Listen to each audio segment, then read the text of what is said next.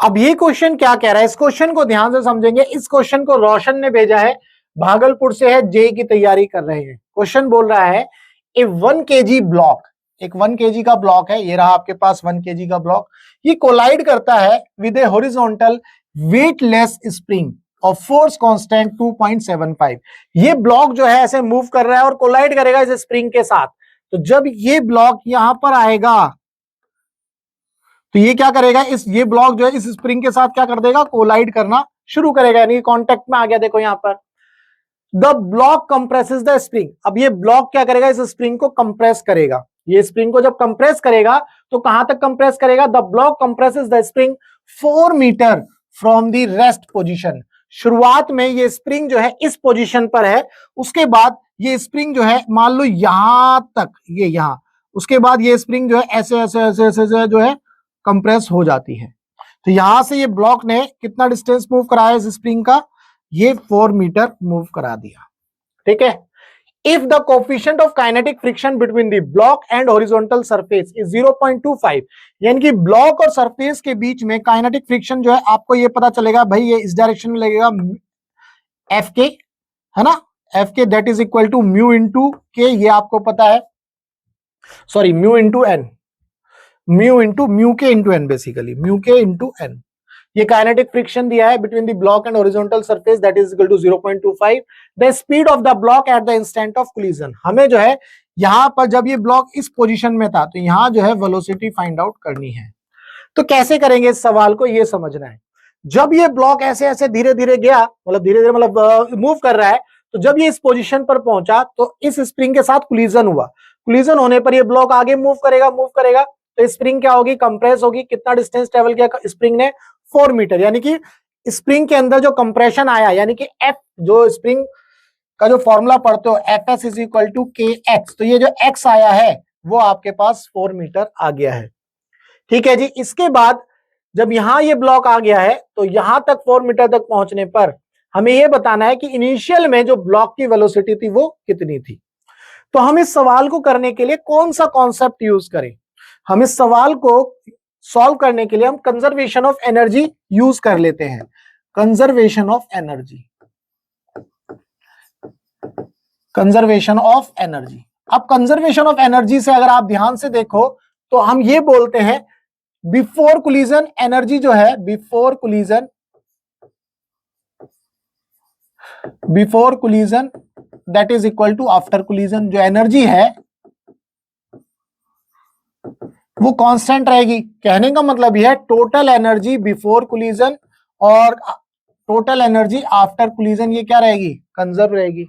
अब total energy में कौन कौन सी एनर्जी आएंगी इस केस में, एक तो काइनेटिक एनर्जी होगी, मैं ऐसे लिख देता हूं यहां पर, kinetic energy initial plus potential energy initial plus, अगर मान लो इस सिस्टम में स्प्रिंग को भी कंसीडर किया तो elastic potential energy initial that is equal to kinetic energy final plus potential energy final plus ये ग्रेविटेशनल पोटेंशियल एनर्जी है, ध्यान रखना, और इलास्टिक पोटेंशियल एनर्जी फाइनल।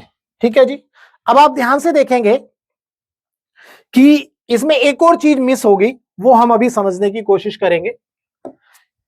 देखो इनिशियल में काइनेटिक एनर्जी क्या है, लेट्स से यहां पर ये v वेलोसिटी पर था बिफोर कोलिजन, तो इसकी काइनेटिक एनर्जी कितनी हो गई, हाफ एम वी स्क्वायर। मास 1 है, v वेलोसिटी हमें निकालनी है। पोटेंशियल एनर्जी इनिशियल और पोटेंशियल एनर्जी फाइनल सेम होंगी, क्यों, क्योंकि दोनों एक ही, मान लो अगर मैं ऐसे बोल दूं कि ये दोनों जो है एक ही लाइन में है, लाइन ऑफ एक्शन चेंज थोड़ी ना हो रहा है, मतलब कि ग्राउंड से अगर ये हाइट देखी जाए तो ये हाइट यहां भी सेम है और यहां भी सेम है, तो ग्रेविटेशनल पोटेंशियल एनर्जी पर कोई फर्क नहीं पड़ रहा।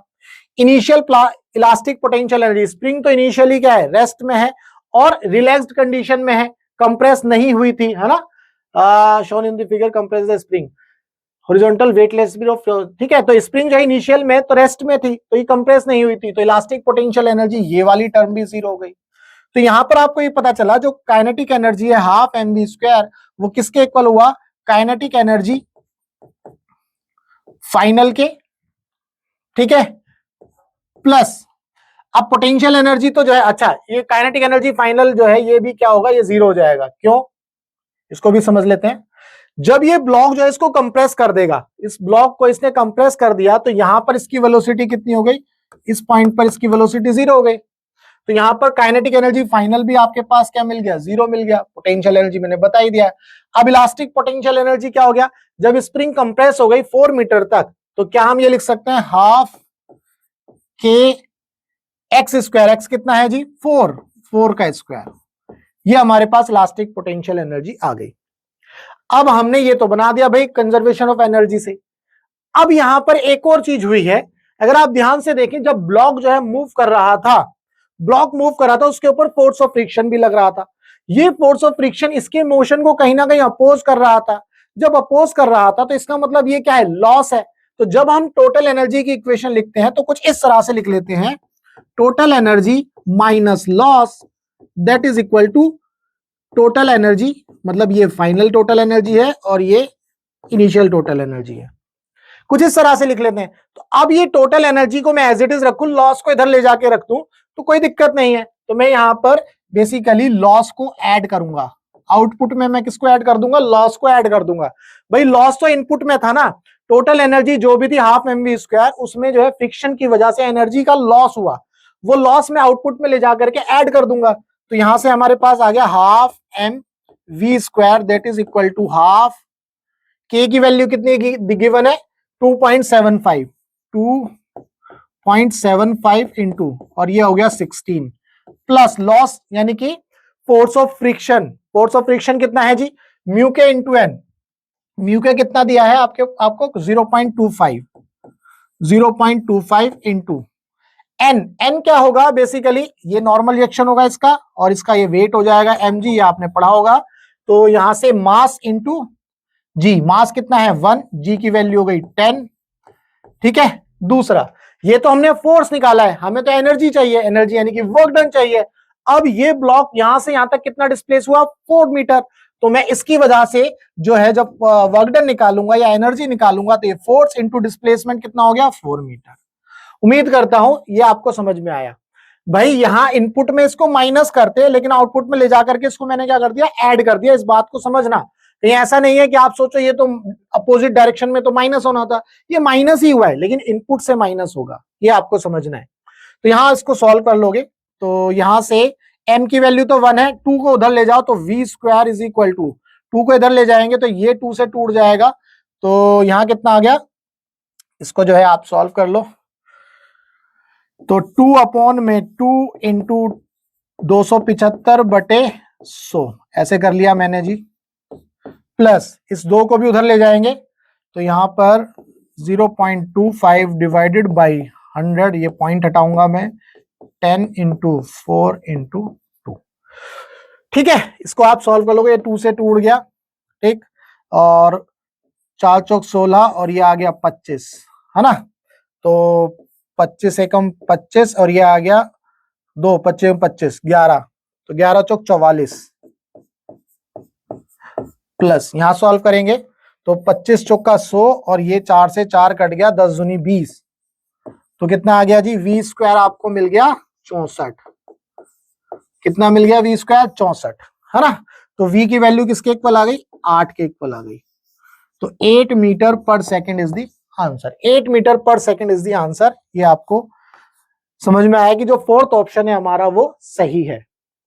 तो यहां पर बेसिकली मैंने कंजर्वेशन ऑफ एनर्जी को यूज किया है, आप इस मेथड से इसको जो है सॉल्व कर सकते हो, ठीक है। और यहाँ पर वर्क डन वगैरह निकाल के भी आप इसको सॉल्व कर सकते थे, कोई दिक्कत नहीं थी। तो वो बेसिकली कान ऐसे पकड़ो या ऐसे, मतलब एक ही है, कंजर्वेशन ऑफ एनर्जी। ये जो वर्क डन वगैरह जो सब आते तो वो बेसिकली इसी इक्वेशन में रिड्यूस हो जाते लास्ट में। यहाँ पर जो लॉस है वो फ्रिक्शन को मैंने लॉस माना, तो वैसे भी वो लॉस ही है, तो यहाँ पर उसको ऐड कर दिया आउटपुट में। ये भी मैंने आपको बता दिया कि इसको ऐड आउटपुट में किया है और इनपुट से क्या है बेसिकली ये लॉस हो रहा है, तो यहाँ माइनस होना है, यहाँ ले गए तो ये प्लस हो जाएगा। तो उम्मीद करता हूं इस क्वेश्चन के अंदर आपका जो भी डाउट रहा होगा वो डाउट आपका जरूर क्लियर हुआ होगा। अगर आपका फिजिक्स के अंदर कोई भी डाउट है तो आप इस नंबर पर व्हाट्सएप कर सकते हैं। हमारा मकसद है टीच फ्री फॉर इंडिया। आप इंडिया के किसी भी कोचिंग सेंटर में पढ़ते हो, चाहे आकाश में, एलन में, पीडब्ल्यू में, वीएमसी में, कहीं भी, और आपका फिजिक्स के अंदर चाहे वो थ्योरी है या क्वेश्चन है, अगर डाउट है तो आपको क्या करना है, आपको अपना डाउट इस नंबर पर व्हाट्सएप करना है, हम आपके डाउट का बेस्ट वीडियो सॉल्यूशन आपको बना करके देंगे। तो चलिए मिलेंगे हम अपने नेक्स्ट डाउट में।